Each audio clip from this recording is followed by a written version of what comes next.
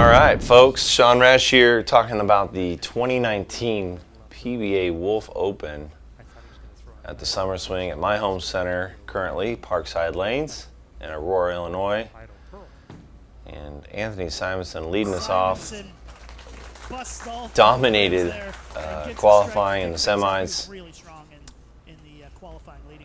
for the 20 games.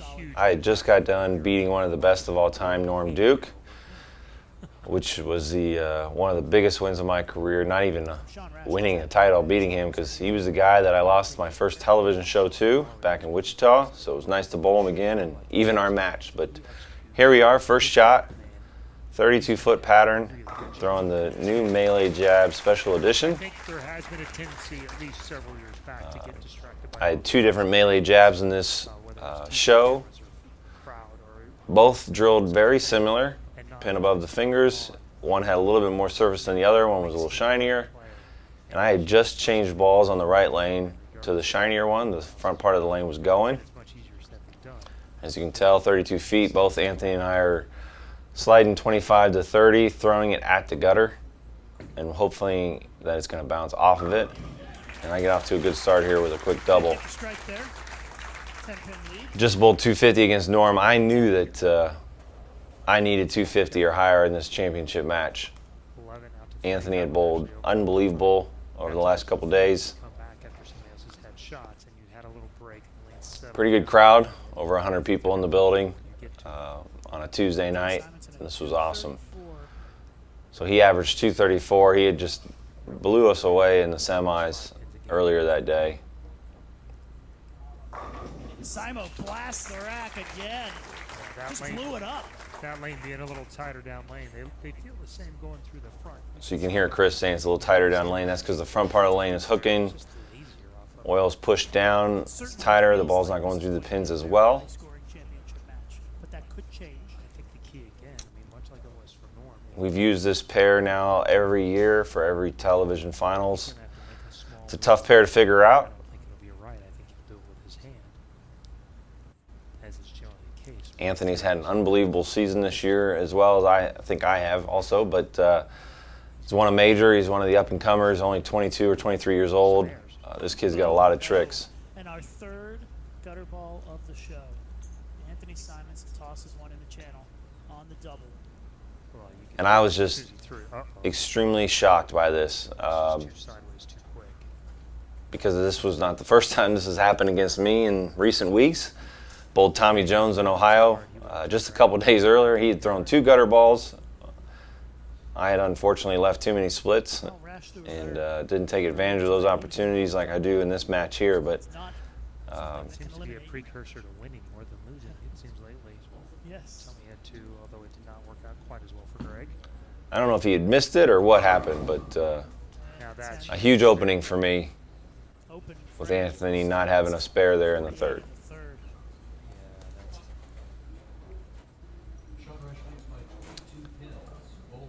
So I've gone from a 4-step to a 5-step over the last couple years.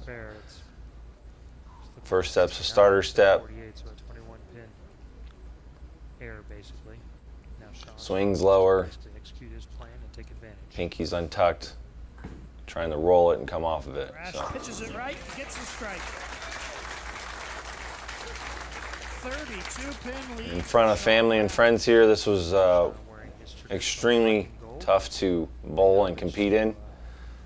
In front of all them, you never want to let anybody down. I lost my first ever show in Wichita, Kansas, kind of the same scenario, like I said earlier, against Norm Duke. It was in front of family and friends.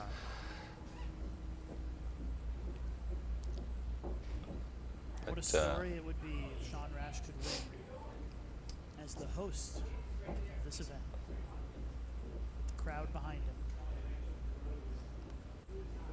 He's up by 32. Ring 10, that was one of my better shots. See a little better angle here instead of Anthony's head. But I really liked this one. Shot, got it out to 3 again. It got just a little bit deep in the pattern. By deep, it got a little too far down the lane. Came in behind it. Let that I've had my struggles through my years with spare shooting, but Whereas the other one picks people like to judge that. they can keep going. I actually feel like I'm a pretty good spare shooter. If you're not, you don't actually make cuts or make television shows. The biggest issue with me when I get to television, I get ahead of myself and try to dictate the outcome before the outcome itself instead of focusing on the process. And my last few shows have been pretty good with focusing on the process and letting the outcome take care of itself. So, good rebound shot there for Anthony. Even though it's 32 feet, during practice, you had Greg Young on the show, Norm Duke, myself, Anthony. We threw some urethane shots out there, get some oil down the lane to help create hold so we can throw it at the gutter because the gutter is still extremely fresh. Well, it doesn't matter what level you are, whether you're I think Anthony's throwing an Idol Pro Pearl, if I'm not mistaken, the best player on tour, you don't want to throw a gutter. and I'm throwing a melee jab. So We'll put up a flag. two balls that are extremely clean, come off the pattern real well. So, That is a great executed shot right there. and a double there for Anthony basically puts me in Good a projection. 20, 21 pin lead. Double spare, we're tied going in, but About the second board again. like I said, I knew I was going to need 250 or higher. Even though he had made one mistake, I felt like he could strike out for 258. Sean, this shot's big just from a count standpoint to keep that extra pin. That one got a little wide from me, And it goes high. and lucky it didn't go in the gutter. Thankful for the short pattern on this shot here, I didn't. but right early. Got that right pretty early, it He looked like. did. The reason why I didn't go in is I had pretty good balance. Stronger pin on that. So ball. 10 pin lead now halfway through the game. Will stop before it overhooks generally. The whole point of throwing it is, and sometimes taking that little flatter angle through the pins, occasional 10 pin, is that it allows you to throw it at the gutter and it hooks off of it, but it won't overhook. Of course, in the moment you feel like you haven't missed or made a bad shot yet. Now watching it again, Rash taking a look at the bowling balls. I think he's as trying you to can make tell, I'm looking at which one I'm throwing, make sure I got the right one in my hand. The pin's basically the one you can see on the rack. It's about 1.5 inches higher above the fingers, and it's about another ½ inch to the right. But the bigger Pretty difference close, is the surface Yeah. difference. One looks like it's smooth, probably 2,000, and this one's, whoa. And a good shot there in the sixth to keep me ahead. 9 spare there actually lets Simonsen take the lead if he throws a double. So Polish right there. So it does have a little sharper change of direction. But this again, this is really Anthony being the higher seed, he had choice to finish first or finish last. He liked the right lane better than he did the left. that is the lane that everybody's throwing one in on. believe. I was actually shocked that I got to finish the match first, 20 pin lead. and he put me on my good lane. But Simonsen can as a pop player, those everyone has their strikes. own feel and thought. It's a big shot.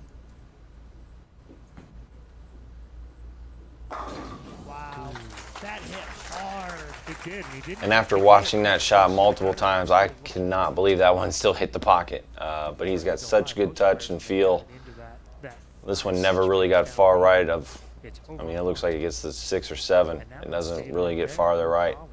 Ball went through the pins like a Mack truck. You can tell he's sliding 25, 6, something like that. The lead back down to 10. Chance Laying to it down between 20 and 22. strike here and really start putting the pressure back on Sean to have to strike each time versus just throwing good shots. A great championship match here in Aurora. Simonsen to even the match. And this was the shot that just shocked That is a everybody. terrible break as he gets ripped off with the 410. You don't see that every day. No, That's this is brutal. yeah, this is just. A I thought he got 9. I wasn't watching, but when I looked up and noticed another possible open frame, I was feeling pretty good. Anxiety started to kick up. Knew that if I felt, filled frames, that I was going to win again. Gotta give it a run here. No, open frame. Just as he was crawling back even there now, it's really flipped it around. Max score 224. Sean on 218 pace. As you can see, I'm going back for the rosin multiple times, the ball multiple times. Still a lot of the same things go through the head. Throwing. He knows this is an opportunity. This is where he really has to keep himself. As an athlete, you want to put on a show. We're entertainers, but sometimes you got to just focus. To extend the lead to 34. Got it. Sean Rash, one step closer to title 14. That was a doubter there. Really good. That one was pretty good. Didn't get it as far right. Didn't bounce off of it. Never going in, never in danger of going high. Sean Rash's last singles title came in 2017 in Middletown, Delaware. He won earlier this year. Been a pretty good year for 2019. Multiple shows, multiple second places. A win with Matt Ogle to begin the season. So it was nice to bowl really good in front of the family and friends here Allows him to continue to start the summer swing. in the final couple frames. And he buries it and lets out a marvelous That one hit. off my hand I knew was really good Rash up by and knew it was over. 44.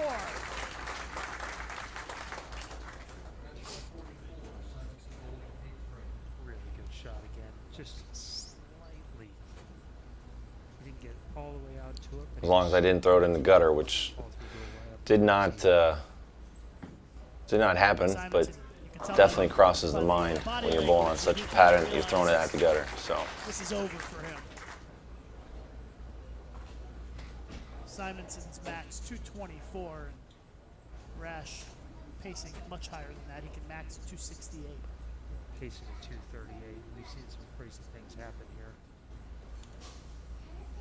Never want to say never. Simonsen will want to get a strike here just in case something crazy goes on in the next couple of frames for See the Rash. small glimmer.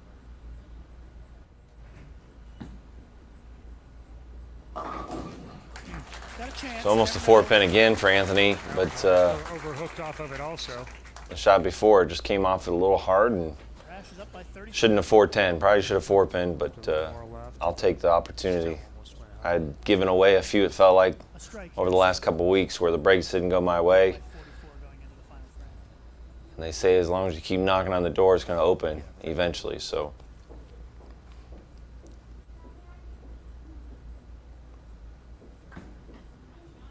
Rash gets the strike, and Sean Rash is the winner with a little and he gave me the win in the 9th. I still needed some pins here in the 10th, but in the event that he has helped organize, This one's going down the going middle. right up the middle. So it's the only thing that can because a happen. gutter would have been 198, 208, and then who knows what it could have been. So What a one of the moment pins. for Sean Rash.